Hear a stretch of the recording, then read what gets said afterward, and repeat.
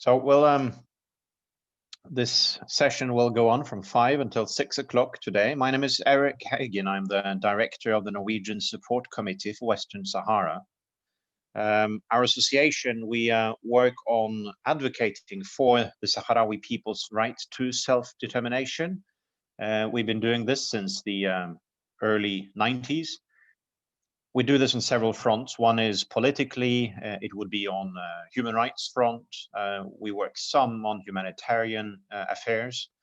And then every couple of years, we've been following the situation of Sahrawi students, both students from the refugee camps, they are spread all over the world, basically, and students from occupied Western Sahara. Western Sahara is, we'll not go into details on that. We presume you who found the way into the seminar knows the background to it. Western Sahara is under decolonization according to the United Nations. The people of the territory have a right to self-determination. This is confirmed by several international courts, International Court of Justice, the European Court of the Court of Justice of the European Union, and no states in the world recognize Morocco's claim to that piece of land.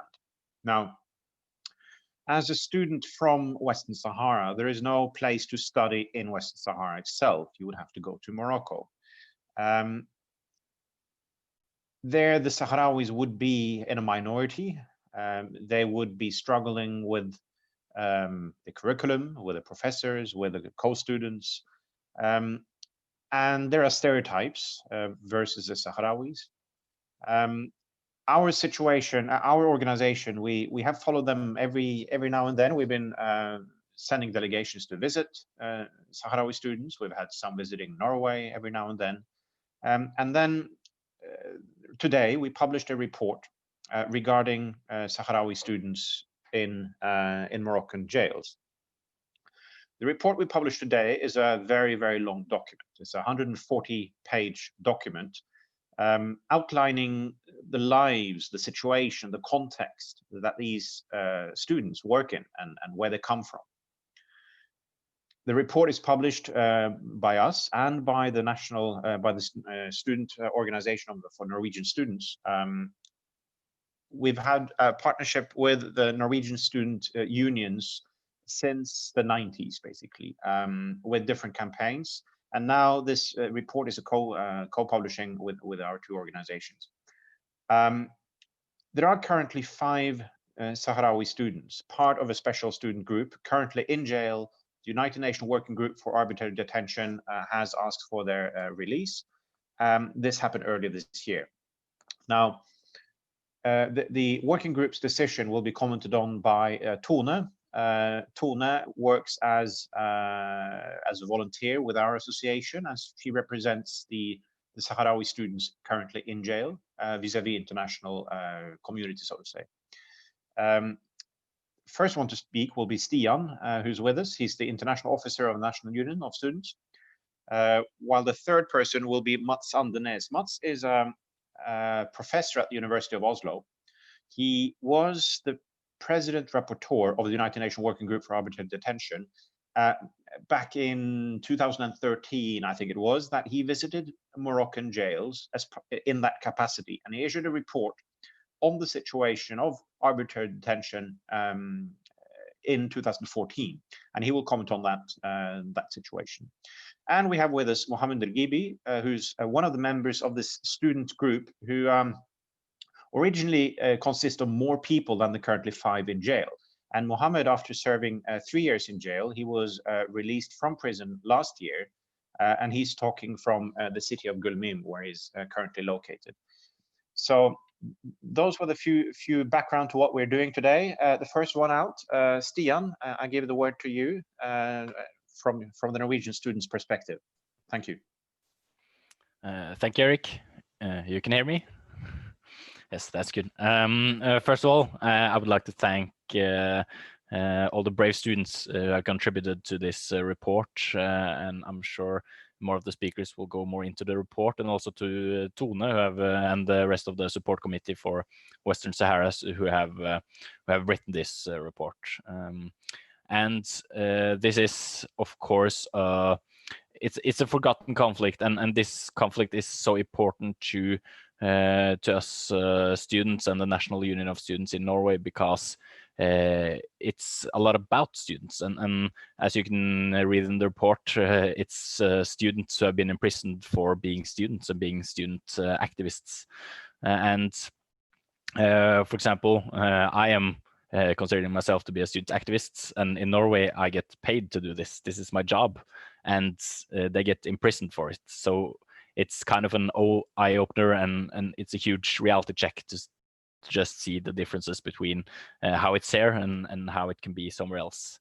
And when I started to study, I became quickly active in student politics, and I think my probably first and the thing that engaged me the most were power sockets for computers and better coffee in the cafeteria, because they had switched brands. And reading this report, everything I have done feels so arbitrary, because there are student activists who have so much greater obstacles in their lives than me. And as these brave students tells, they wanted to unite the students of Western Sahara, and they believe that if they rose up, they could affect everyone who lives in this kind of oppression and living in the occupied territories, and the idea that they can actually make a change. So they started to bring this student organization together and bring it together as one student organization. And this is often how student organizations around the world is formed, not necessarily by being oppressed, but it's a group of students who come together to improve their conditions.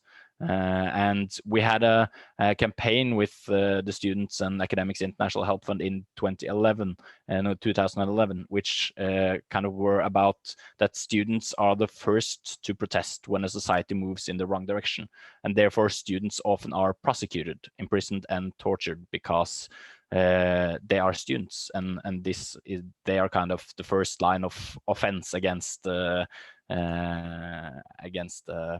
powerful dictatorship. So this report also shows that this happens today in the world, and I think that this kind of oppression of student activism is a sign of a weak democracy, and a fear from the rulers of the students. And by forming this student organization by the students from Western Sahara, they became a target from the oppressors. And the students explain how they became targets just by being a leading role in the student organization. Just by being in the role, they became targets. And when they formed the organization, they talk about how they became energized, but they also felt an enormous weight of responsibility to their fellow students and to the students who started to depend on them. Because when students rise up and work for your rights, then the other ones also depend on you and look up to you. So this made them always being followed by the government. Everything they did were written down and reported. And this is an extreme parallel to what we do here in Norway, because while the Moroccan regime is an oppressor, we get on national news with our ministers almost weekly, and debates, and we are in newspapers, and we are attacking our politicians for policy we think is bad, while in the other way around, they get attacked by their politicians. And while the Saharawi students are they have to hide from their fellow students and professor almost, because they have to hide where they're from, and it's dangerous to come out and say that you're from Western Sahara. Then while in Norway we try to spread the word, and we try everyone to know we're here, but no one kind of listens to us, or the students kind of thinks we're dorks, and we really try to kind of make a point and to be seen. So it's a huge parallel there too. And here in Norway, by law, we are represented in decision-making bodies at universities. We are allowed to stand outside our parliament and shout out that our politicians suck. And and this kind of is a huge reality check to see that what we do and what we find, I mean, it's impossible to imagine, and that's why it's so good to have this report and read what happens around the world, because there are situations for our fellow students, and we have this feeling of brotherhood and sisterhood with our fellow students around the world, and to see that they are in such bad shape and being oppressed, it's hard to fathom, and we also want to make this conflict more known, and it's a bit demoralizing to see that the international community doesn't do more to help this situation. So I think that we as students in Norway, we owe the students around the world to support them, because we are privileged to have such institutionalized student democracy, and we can do almost whatever we like, and it's okay. And being in this position makes us kind of obliged to make sure that this is a position I think every student in the world could have.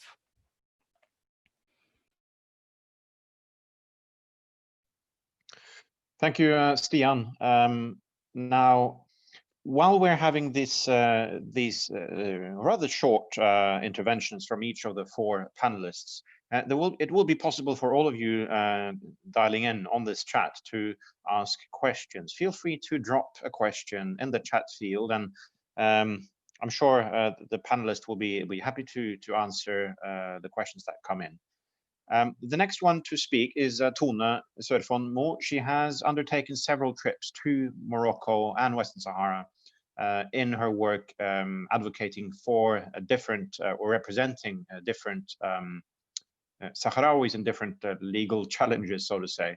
And she's the one who's written most or all of the report that was published today in her latest, after her latest travel to Morocco. So I give the floor to Tone to talk about her work. Thank you. Thank you, Eric. So as Eric said, I have now been working on this report and writing this report, and the aim and the objective of this report that we published today is to try to convey the stories of the students, because I believe that the released students now is the only one that knows true suffering that the imprisoned students, 5 students, are currently living under on a daily basis. So for almost 2 years now, I've had the honor to represent a group of Sahrawi students that was imprisoned in 2016. They have become known as the student group, or the group of El Wali. They are named after the first Polisario leader. They were arrested in January and February and March and April 2016. They were brought in front of a Moroccan courthouse, with 11 of them being sentenced to 3 years in prison, and 4 of them being sentenced to 10 years in prison. And a 5th one was arrested in January 2019, facing close to identical charges. And in November 2019, the United Nations Working Group on Arbitrary Detention rendered a decision concerning the detention of this particular case of arrested Sahrawi students, with the decision being made public in March 2020. In the opinion rendered by the working group held that the arrest of the students was illegal because it came in response to their students' activism, as Stian so brilliantly explained. That means that the arrest of the students didn't come after any ensuing criminal investigation. It came in response to their student activism and their support for the right to self-determination as Sahrawi students. And the report now being published, I think, convey the story of the students in words that I will never be able to use, so the students can explain this better than me. Because in 2015, the Sahrawi student organization that we saw in Agadir and in Marrakesh were starting to grow stronger and bigger, and they had bonds to other student organizations. And this marked a shift in the student resistance, the Sahrawi student resistance, because after 2008, when the student movement had been cracked down, with a student being thrown out of a building, the movement had been silent. But in 2015, we again saw that the Sahrawi student rose up again in Agadir and Marrakesh at the university, which would also lead to the arrest of this particular group of students. And since the students had been arrested simply in response to their activism and not because of any ensuing criminal proceedings, the working group on arbitrary detention in their decision found that no criminal proceedings should have followed, as the students was being subjected to political prosecution in response to their political opinions. This is an opinion that is protected by Article 19 of the International Convention on Civil and Political Rights. However, since criminal proceedings in fact was carried out against this group of students, the working group commented on whether the right to a fair trial had been respected in this particular case. In their reasoning, the working group found that the proceedings conducted against the students was in breach of the right to a fair trial, holding that the usage of so-called police records or confessions signed under torture and without having a lawyer present as the main evidence against the students was in breach of the right to remain silent or not to incriminate yourself. The usage of such police records or so-called confession as main evidence against Sahrawi political prisoners can be traced back in close to all cases, constituting irrevocably breach of the right to a fair trial. Personally, I find it hard to refer to these pieces of evidence as confessions, because to confess something means that you are admitting something. It means that you admit that you had done something wrong. This is not the case for Sahrawi political prisoners or for the Sahrawi students. Brahim Moussaï, in his interview with me in December 2019, explained, the same officer continued writing his report. The officer looked at me and said, I will write whatever my mind tells me to write, and you will be forced to sign it, before he continued writing. However, the report was still in French. They could have written that I was a terrorist. I still wouldn't have known what I was accused of. And despite numerous requests to the judge, the confessions were still used. As for their usage and the absurdity of the whole case, Omar Ashna explained to me, the idea of 15 students involved in one accident is impossible. They just wanted a reason to send people to prison. Some of us were not even in Marrakesh when it happened. But according to the judge, we had all given a confession that we had signed, and that was evidence enough. What's even more absurd is that the exact same story was written in both mine and El-Bour El-Kantawi's confessions. The exact same crime, the exact same fantasy of a story. The only thing that was different was the name written. Lastly, and maybe the most important part of the decision rendered by the working group on arbitrary detention is that the working group found that the arrest and detention of the students constitutes racial discrimination, holding that the arrest of the students came in response to them being Sahrawi and because they are supporting the right to self-determination. In other words, the arrest of the students forms part of a systemic policy targeting activists advocating in favor of the right to self-determination, a practice that is in breach of the principle of the equality of human rights. Currently, 4 of the students mentioned in the opinion rendered, El-Kantawi El-Bur, Aziz El-Awaidi, Mohammed Dada, and Abdel Mullah El-Hafidi, remains in prison, and they are serving prison sentences of 10 years. The 5th one, Hussein Bashir Bahim, was arrested in January 2019, and he was sentenced to 12 years in prison, currently awaiting his appeal. 3 of them is held in the prison of Eit Mulul, whilst 2 of them is held in Busarkan prison. In cases of Sahrawi political prisoners, it is not only the arrest and imprisonment that constitutes racial discrimination.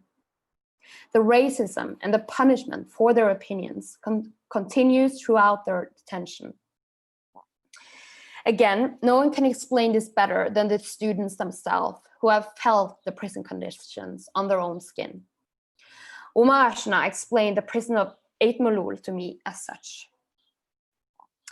It was the constant silence that brought the constant feeling of fear.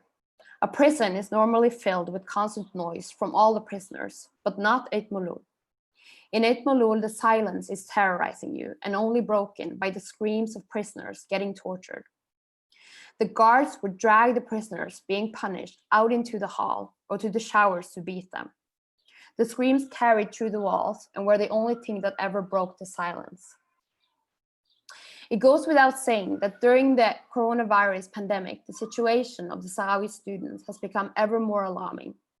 Now they are being held increasingly isolated from the outside world, causing tremendous pain to both prisoners and their families. Some of them, such as El Kantawi El Bour in Busakan prison, have been held in solitary confinement for over 2 months, with the coronavirus rapidly spreading throughout the Moroccan prisons.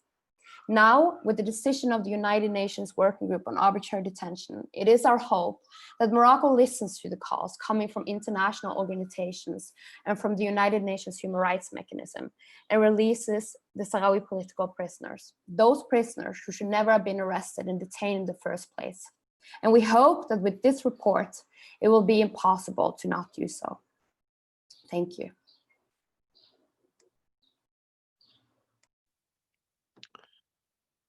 Thank you, Tone. Then I will give the floor to Professor Mats Andenæs at the University of Oslo. As mentioned, former President Rapporteur of the UN Working Group on Arbitrary Detention, having visited Morocco and Moroccan jails in 2013. Mats, go ahead. And again, please do not hesitate sending in questions on the chat.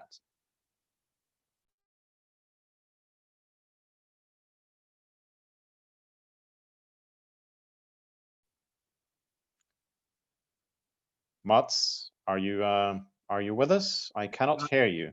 You have to unmute me. Now I'm unmuted. Thank you very much.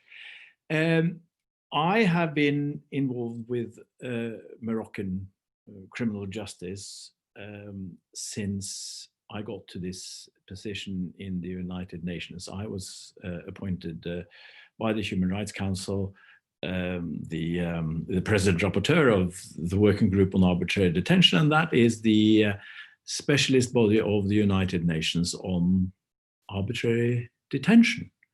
Now, dealing with detention, you also come over many other abuses like torture, and the Moroccan criminal justice system has been subjected to very strong and clear and consistent criticism. For instance, from the United Nations Torture Committee. So the Torture Committee has had in its cycle of annual or periodic reports where they look into the practices in different countries and review them. Then they have looked into Morocco at several stages, and they've also collaborated with other human rights bodies and torture bodies. And they held in 2010 and 11 that the criminal justice system in Morocco was tainted by widespread use of torture, and that torture confessions produced under or extracted under torture was a normal feature of the Moroccan criminal justice system. And they mention in particular issues relating to terrorist charges and cases relating to Western Sahara and the Sahrawi minority. And as an instance of how new routines and more effective ways of, if you like, countering the widespread torture from the Moroccan authorities, how ineffective that was, is one of the cases we got in very early in my term. I think it is from 2011. And there's somebody then who's picked up on, he doesn't know what, but later it comes out it is on some terrorist charges.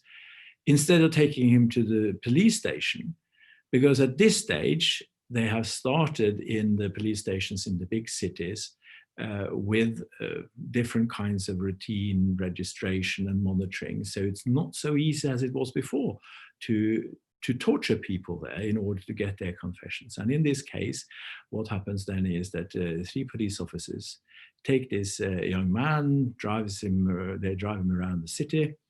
They find a deserted parking lot. They take him out there and beat him in order to get the confession out of him. He then confesses. The whole process has taken 2 or 3 hours.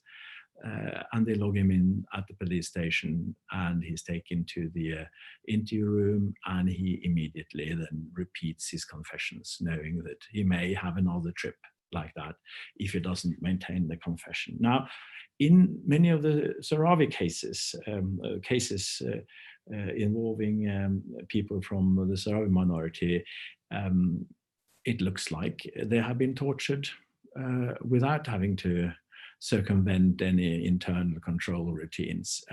Why? Well, because it looks like there are enough people in the Moroccan state system that regard this as a strong national and state interest when normal rules do not apply. Now, I started this by mentioning terrorism and the way that the Moroccan criminal justice system did not in any way reach the minimum level that international society would require. Well, that's the criminal justice system in a wide range of cases, and probably also many of the normal criminal cases which have no political dimension. Cases regarding Western Sahara and the Sahrawi minority, as I say, they are seen to be of a particular interest, a Moroccan national interest and state interest, where everything or things which are not allowed in other contexts are allowed. So then, as you mentioned, in international standards, and they just couldn't say anything, most certainly anything which could be recorded. That stands out as an exceptional experience in the practice I then have from those 6 years. Now, in international law, you could say the Sahrawi situation is, of course, to a large extent still hanging on Security Council resolutions from the 1970s. The international community has not provided the support they should afterwards, and Moroccan diplomacy, the diplomacy of the Moroccan state, is extremely effective. It really, really effective. And the political mechanisms, particularly after the war on terror after 11th September 2001, have failed, and there are now also Spanish and French interests, which previously would have been facilitating more of a critical perspective. They are not doing so anymore. And that creates problems in relation to the European Union. But there still we have the European Union court system and the Court of Justice, which then has come with a very important court decisions on the ability to trade in a way which, with Morocco, in a way which violates the rights of Western Sahara.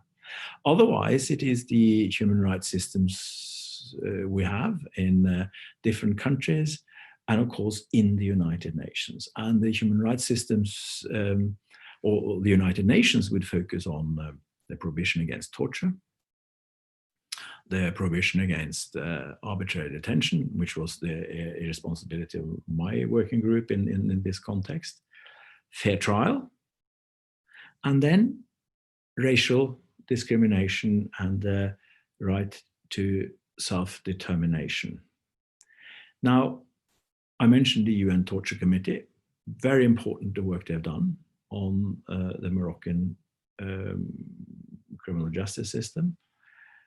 The working group then, before we went on this country visit in 2013, we had a number of individual decisions where we looked at also Sahrawi prisoners, but also other Moroccan prisoners and the way they have been dealt with. And we then supported what the UN, the United Nations Torture Committee had said. And they basically said, this is how extreme situation in Morocco was, they said in 2010 and 11 that every conviction in Morocco based on confessions, where confession evidence played any part in the conviction, should be brought up again and reviewed critically, because none of those decisions should be left standing. They weren't valid under international law because they had been extracted in so many instances through torture that none of them, not one single one of them, should stand without this review. And basically, if you read its decision, they go even further. They say that all decisions based on torture evidence should be disregarded, set aside, because they were invalid. There's no other country which has had that kind of decision against it. And we followed up in the working group in these individual decisions. We then produced a country report in 2014, where we repeated what we had from these individual decisions, what we had found in our fact-finding when we visited, when we went to these prisons. And it's pretty grim. Now, there are political reasons, which means that ministries of foreign affairs, states, do not go in and criticize the Moroccan state for the way it behaves in these individual cases, or in their general suppression of the Sahrawi people, or in their violation of the UN Security Council resolution. As those of you who follow this will know more about than me, there's a special UN body which has a role in Western Sahara, representing the international community. The point is that that organization is being marginalized to a large extent through the, again, very effective, through the diplomatic effort of the Moroccan government. Now, I think it's important to continue to focus on, of course, the general picture, the general violations, the rights of the Sahrawi people, and the Security Council resolutions from the now a very long time ago, which still are standing. But I think in addition to that, it is a very important strategy to focus on the way individuals have been mistreated, how they have been tortured, arbitrarily detained, and continue to be tortured, because this is something the international community never should be able to accept, and they should take much tougher action against. Therefore, I'm extremely pleased. The only thing to be pleased about in this picture is that the people I've been working with, they continue as a UN body, when they are asked, when there's a complaint brought to them relating to the treatment or about the treatment of Sahrawi students, they look into the case and they come with their findings. And their findings have been very tough, unconditional, and clear, holding the Moroccan government in breach of its international obligations. And then for us in the community outside, it is for us to make use of these decisions. And I must say that Tone Søffen Mo and Eirik and several of you who are here have done an amazing, made an amazing effort to get these individual cases before these international bodies, and this last round with the opinions of the working group of late last year, which was published early this year. I know there's an ongoing process there, and it's worthwhile continuing. And I think now it's a very important piece of work for all of us others in making this known, bringing it into the general public sphere. And there's very specific and concrete issues which can be brought up. Many thanks. Thank you so much, Professor Mats. Now, we'll give the word to Mohammed Gibi, released from prison last year. He knows well what it means to be in jail, and he's with us from the city of Gulmim. Mohammed, are you ready?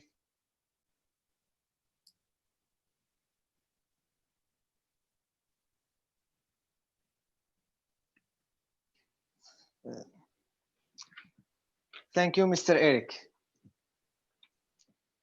I would like to thank all of you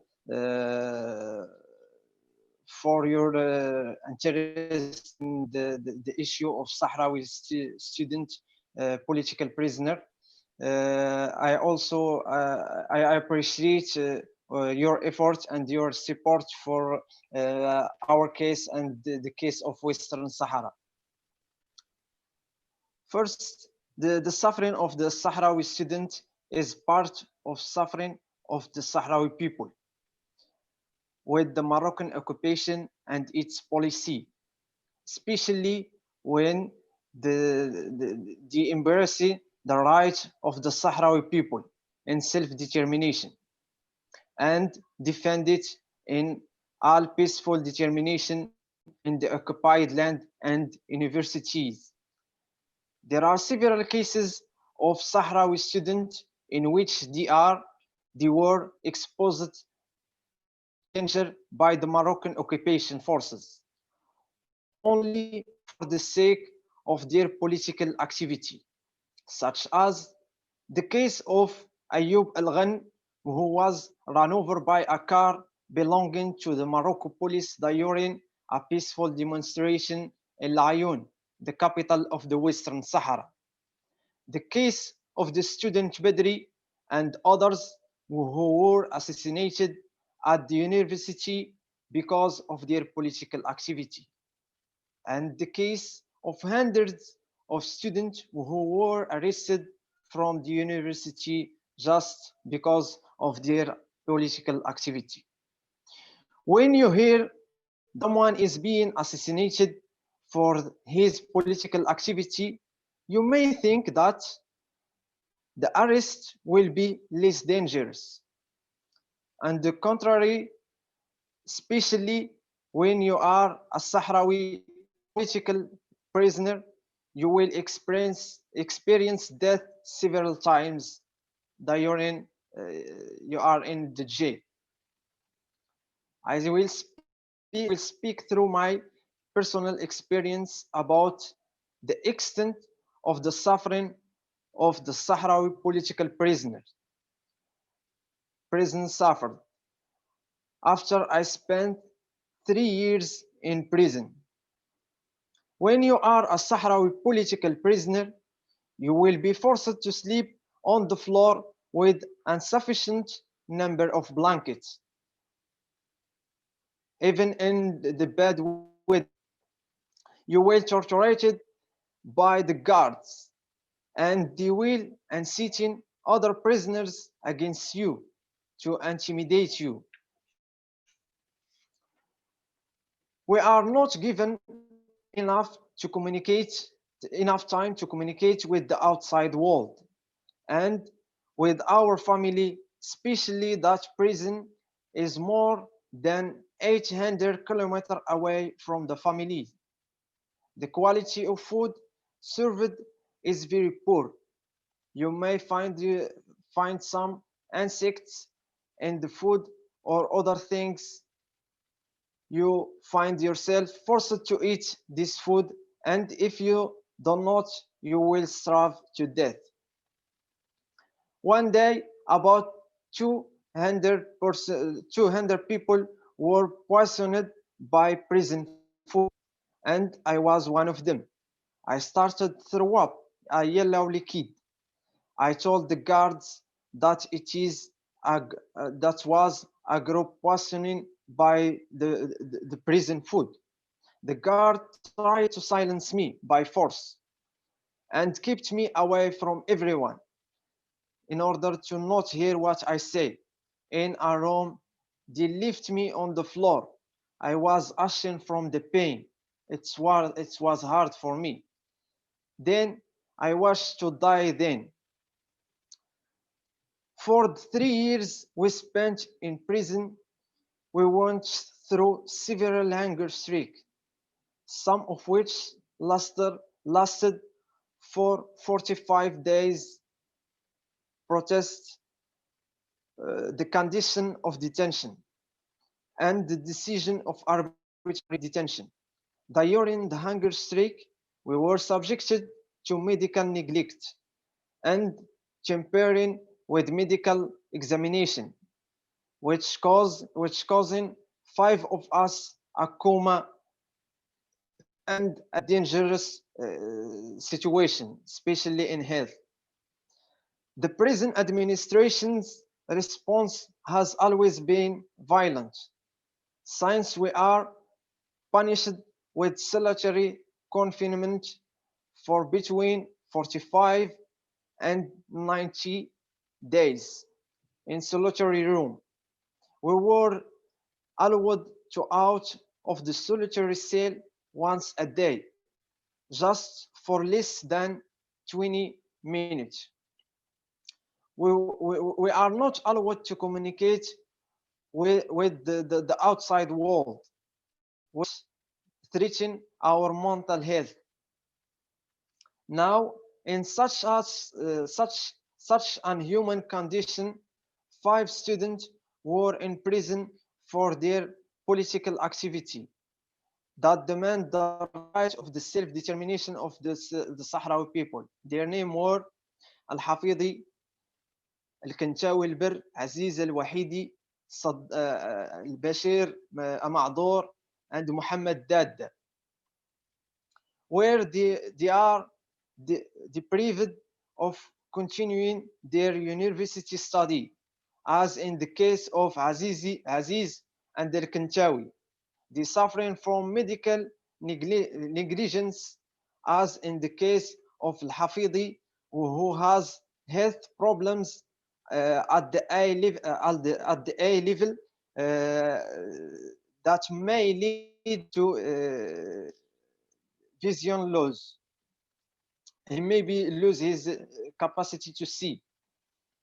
And the case of Al-Kantawi, who has health problem at the level at the stomach.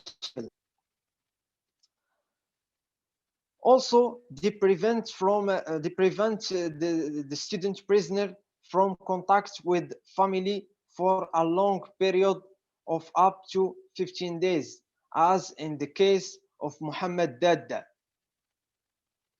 The lives of the political detained Sahrawi students are in risk due to the coronavirus pandemic, because in Morocco prison, the simplest condition for the health protection do not exist. The cells are overcrowded and the distance between the individuals does not exist a few centimeters. Also, health services are very poor, and there is a huge problem concerning the health care in the prison, especially when it relates to the prison Sahrawi. I have a message from the family of the political prisoner Muhammad Dadda. She hopes to have a positive interaction with the report after its publication, and put pressure on the Moroccan government to release the politically detained Sahrawi students, especially because they didn't commit any crime. They were struggling for their political rights. And finally, I would like to close with a saying of Omar al-Mukhtar, who say that you are not defeated as long as you are struggling, and here we will struggling beside you, my friend, and I hope we will win our struggling. And thank you.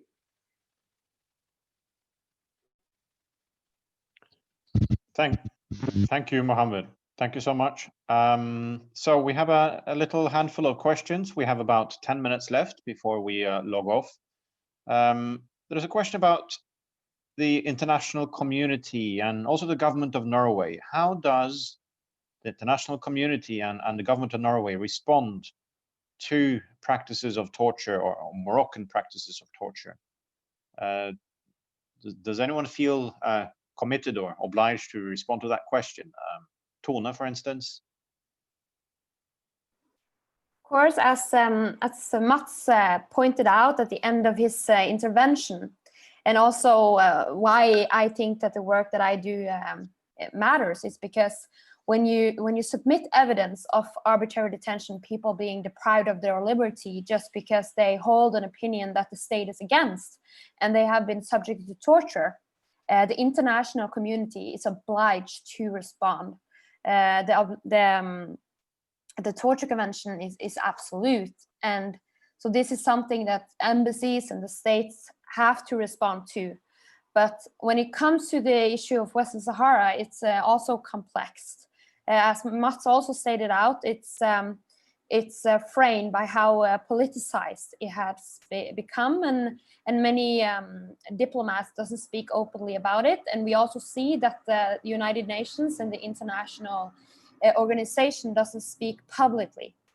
But I think that when it comes to individual cases, when it comes to cases of torture, when it comes to deprivation of liberty, these are state cases that the international community and all states are obliged to respond to.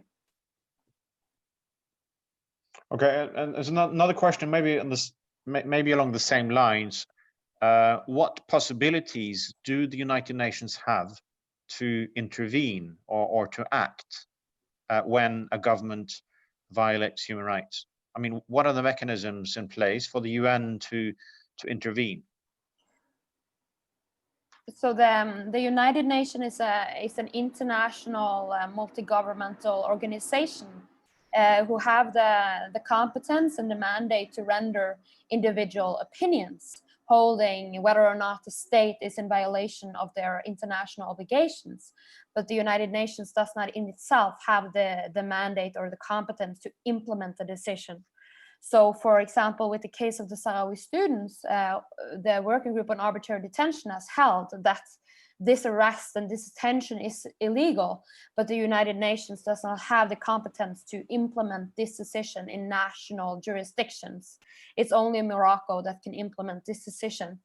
And this also means that this goes hand in hand actually with your first question, which means that all states are under an obligation to respond when they see cases of torture and grave human rights violations, which means that all states must urge Morocco to implement this decision, but the United Nations itself doesn't have the competence.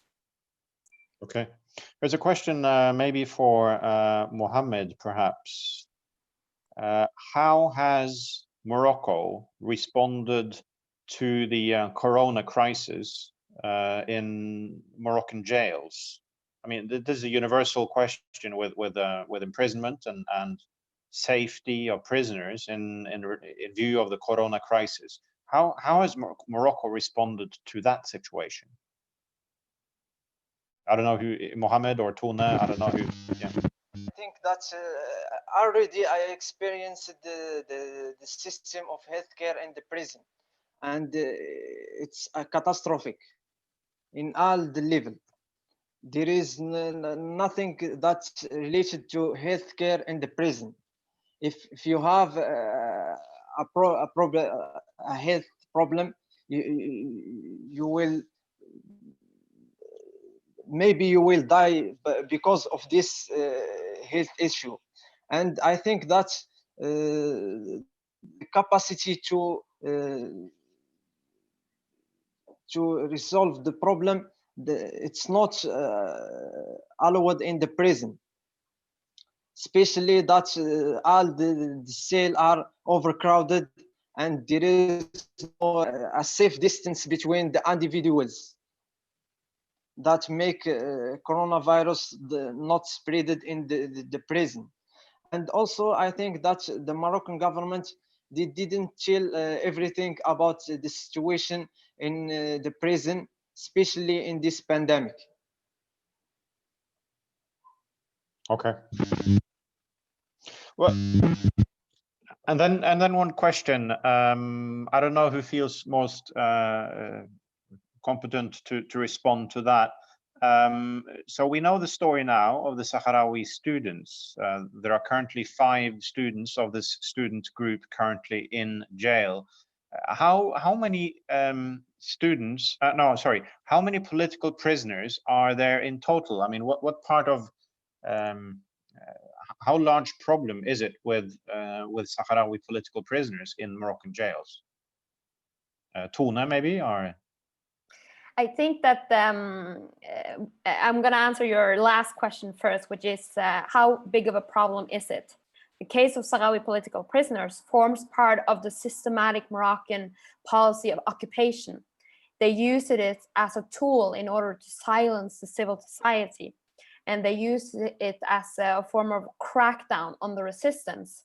And this is also why the cases of Sahrawi political prisoners is a very important issue to discuss, and also because it illustrates individual cases.